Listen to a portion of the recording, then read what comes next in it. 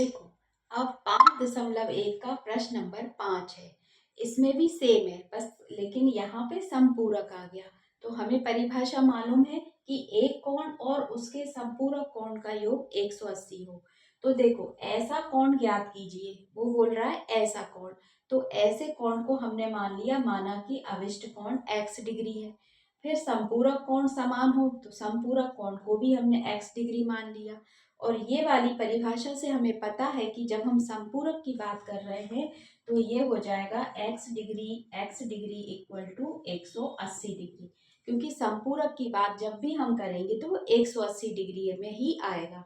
तो दोनों कोण हो गए 2x डिग्री के और ये हो गए 180। ये तो इसमें गुणा में है तो इस साइड भाग में चला जाएगा। तो 180 में हम 2 का भाग दे देंगे।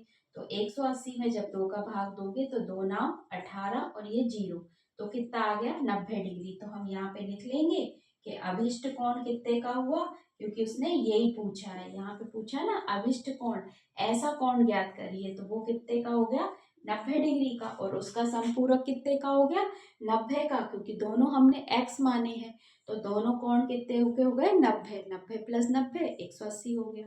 तो ये हो गया अभिष्ट कोण। और अपना संपूरक कोण पूछा है तो संपूरक कोण भी, संपूरक कोण ये भी 90 डिग्री का हो गया। और अगर हम समीकरण 1 मान लें, इसको इसमें मान रखें तो 90 प्लस 90 इक्वल टू 180 डिग्री। तो ये हो गया संपूरक कोण। आए समझ में? तो अभिष्ट कोण निकल के आया 90 डिग्री का।